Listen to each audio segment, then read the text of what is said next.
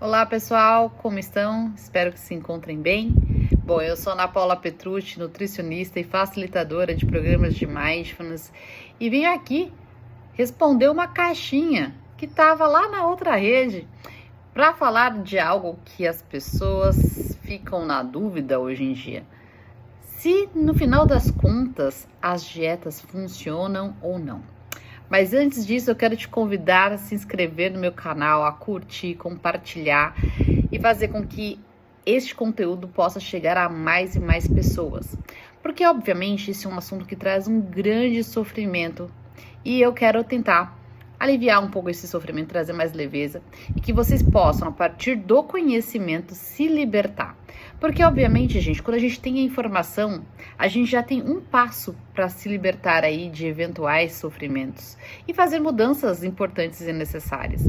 Com o conhecimento, se eu coloco em prática e mantenho uma constância, eu estou alcançando algo parecido aí o que a gente poderia dizer, né, de se libertar do sofrimento, né, de alcançar aí objetivos que possam ser muito importantes na sua vida. E aqui, né, trazendo um aspecto muito importante para muitas pessoas, às vezes, que têm uma relação com a saúde física, mental e também emocional. Sobre, né, afinal, dietas funcionam, não funcionam? Dá para emagrecer, dá para hipertrofiar, dá para, né, ter mais saúde, dá para tratar doença, e aí? Primeira coisa que é importante ressaltar aqui, a palavra dieta, ela vem do grego, e quando a gente vai para a semântica da palavra, ou seja, né, o que ela realmente quer nos dizer, ela vem com uma ideia de estilo, né, estilo de vida. Então, quando a gente fala em alimentação, também faz parte dos nossos hábitos, do nosso estilo de vida, né, se alimentar. É uma coisa que não tem como a gente deixar de fazer. Até podemos fazer jejuns por alguns dias, mas ficar sem o alimento por muito tempo é algo que pode ser muito danoso à nossa saúde. Então, quando a gente fala de hábitos alimentares, de um estilo de vida, o que a gente já come, o que a gente já faz no nosso dia a dia, já é uma dieta, tá? Só que a gente tem, dentro do meio científico, algumas estruturas, padrões que trouxeram modelos, né, de alimentação, onde alguns grupos vão representar, né, a base dessa alimentação. Então, você vai ouvir muitas dietas e provavelmente você fez muitas dietas. O grande ponto quando as pessoas questionam se as dietas funcionam é quando vai para uma pegada que ela não é bacana, quando você faz grandes restrições. Faz de conta que você vem de uma cidade, de uma cultura que, enfim, a base da sua alimentação é o arroz, feijão, é lá uma carne ou um ovo, e tem uma salada, e também tem ali uma frutinha, e esse é seu almoço, basicamente, padrão brasileiro. Quando você tá durante anos da sua vida, tendo os mesmos hábitos alimentares influenciados pela essa cultura, por essa estrutura familiar, pelo contexto, né, da onde vem essa família, aquilo se torna a sua dieta. No entanto, dependendo, né, de como essa construção familiar, né, do que influencia os hábitos alimentares dessa casa, e também as relações que você vai tendo ao longo da vida, ela pode se modificar. E tem muitas questões que impactam, né, no ganho de peso, por exemplo, que às vezes é o grande sofrimento de muitas pessoas, que é a inclusão de alimentos que talvez não fazia parte, e são alimentos que, na prática, o que a gente vai observando, as pessoas tendem a comer mais, e há muitas razões para isso, às vezes questões econômicas, por palatabilidade, por questões emocionais, por um comer afetivo, enfim, tem muitas coisas que explicam isso. Mas esses alimentos são alimentos que a gente poderia dizer que seriam antinaturais, ou seja, quando eu falo antinaturais é um termo que eu tô colocando aqui, tá, gente? Porque eles não são naturais no sentido que vêm da natureza. São alimentos mais processados, mais industrializados, alimentos que são enriquecidos com ingredientes que, em excesso no nosso corpo, podem trazer impactos não só apenas no ganho de peso, né, em acúmulo de gordura, mas também em desordens aí e também doenças, né, na nossa saúde física, que também vai impactar em saúde mental e emocional, tá? Porque tá tudo conectado. Então, um grande ponto é, quando a gente fala de dietas, há hoje alguns, vamos assim dizer, protocolos, alguns planos em que a gente vai adequar a alimentação da pessoa a uma proposta. Então, se uma pessoa, de repente, tem algum tipo de problema, então vai que ela sofre de epilepsia.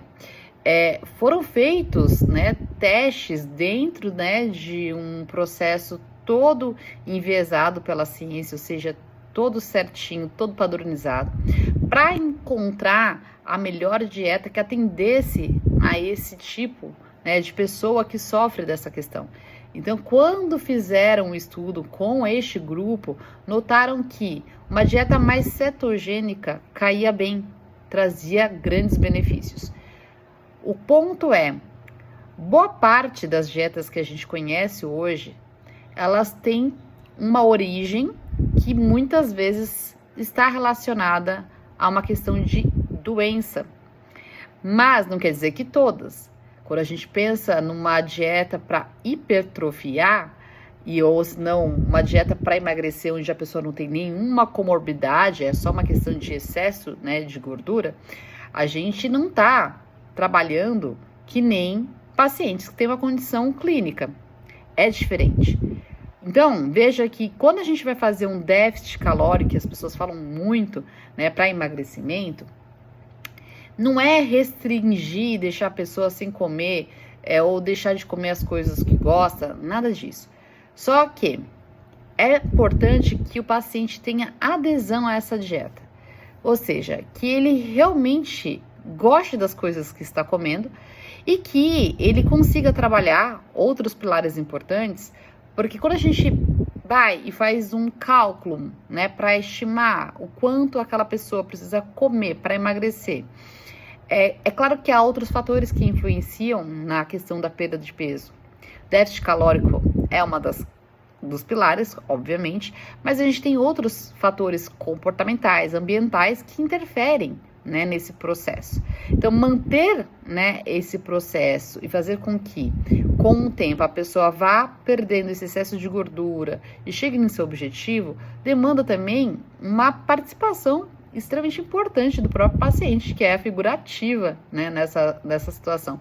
Então, ele vai ter que, de fato, contribuir com um esforço, né, de se organizar, de fazer o alimento, de também estar mais presente, e aí a prática de mindfulness é extremamente importante, para reconhecer sinais de fome e saciedade, para não comer desatento, mexendo no celular, fazendo outras coisas distraído, e também perceber se não tem fatores emocionais que façam com que ele coma de maneira emocional. Então, quando a gente fala de dietas, e a gente tem hoje, dentro do universo da alimentação, as abordagens de mindfulness, né, que são relacionadas à comida, que é o mindful eating, a gente está falando de um comer intuitivo, um comer consciente, aonde não há um plano alimentar, onde não há uma prescrição, onde se calcula exatamente a quantidade de alimentos e nada disso. Então, o que eu quero dizer com isso? As dietas, se elas funcionam, veja bem, você vai trazer que olhar para isso. Porque se você está pensando de fazer com que essa dieta seja para a vida toda, talvez você não vá conseguir mantê-la. Por quê? Porque às vezes ela vai trazer uma restrição por um período, vai excluir alguns alimentos dependendo do que você está passando, e você não vai conseguir sustentar isso se você gosta desses alimentos. Então, um grande ponto não é sobre a projeção lá na frente. Se você fez uma dieta que você emagreceu, ela deu certo naquela fase, naquele período. No entanto, ela não se sustentou. Então, acho que a gente tem que pensar assim, se sustenta esse planejamento onde você, de repente, tira alimentos que fazem parte, né, do dia a dia dessa pessoa. Então, a gente precisa pensar, em primeiro lugar, que a dieta, ela é algo que já faz parte do nosso dia a dia. Já temos hábitos alimentares que são cultivados diariamente e que às vezes trazem um contexto que é corriqueiro do alimento, daqueles alimentos que fazem parte do seu dia a dia. Quando você muda drasticamente para uma outra alimentação, adotando outros hábitos, uma nova dieta, onde é totalmente diferente do que você costuma comer, as chances de dar certo são menores, porque obviamente aquilo não faz parte do seu dia a dia, talvez você não vai aderir tão bem pela questão do prazer, né, pela comida mesmo em si, os alimentos, eles são alimentos de fácil acesso, se é algo que você consegue facilmente, se tem poder aquisitivo para isso. Então, quando a gente fala de dietas darem certo, claro que há pessoas que conseguem manter essa dieta. Então, o que a gente precisa entender?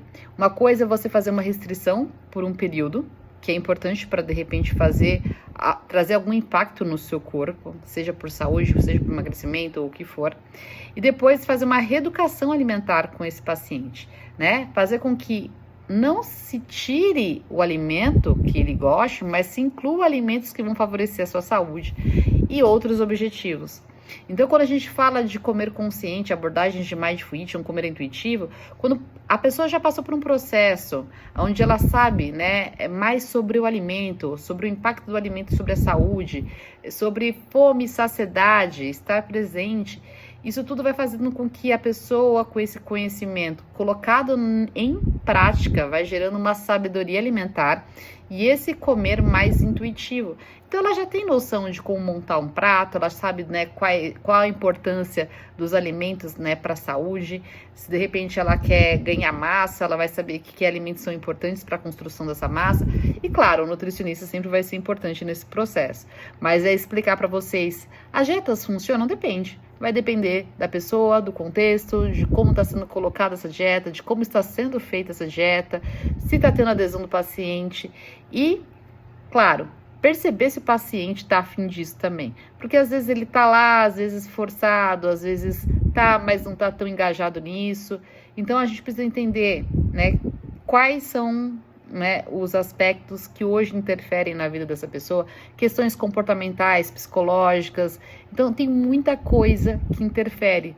O grande ponto é tentar fazer com que eu, você, todos nós, os pacientes, como de forma mais saudável, no sentido de não é só o que você come, não é só o alimento, mas a relação que você constrói com esse alimento.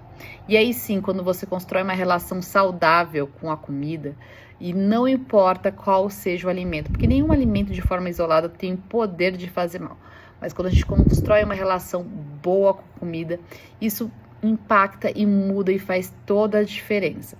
Então tá aí. Não existe uma resposta sim ou não, vai depender de cada pessoa.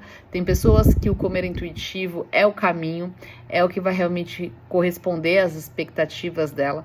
E há pessoas que sim, a dieta funciona e ela consegue manter isso, inclusive, né, depois fazendo aí essa reeducação alimentar, de modo que ela não precisa mais seguir um papel e ela já sabe mais ou menos as quantidades e ela segue bem. Então, veja, ponto importante para a gente encerrar essa conversa. O que gera sofrimento, o que de repente não funciona, é importante a gente olhar para um aspecto antes, né, de questões fisiológicas e que são extremamente importantes também. Mas é sobre esse processo interno de mente e emoções. Na verdade, né, as emoções estão aqui, mas a gente sempre associa o coraçãozinho, né? Mas é reconhecer como a gente se relaciona com isso. Se está gerando sofrimento ou não. Se está gerando sofrimento, qual o sofrimento? Tô deixando de comer o que eu gosto? Ai, tô comendo o que eu não gosto? Ai, não sei, eu tô passando fome. E aí eu só penso sobre comida. Então, quando vem esses pensamentos, aí liga um alerta. Pode ser que o que foi feito para você não tá legal e não vai funcionar. Mas também pensar, se não pode ser pensamentos que estão te desafiando. Ultrapassar, deixar que alguns dias você perceba essa relação, se não é uma crença e tudo mais, é o que a gente faz com a prática de mindfulness, perceber os pensamentos e, óbvio, se for necessário, buscar a ajuda de um outro profissional, e aí no caso, né, um psicólogo, para que possa entender aí, né, essa relação de uma forma mais profunda nas origens.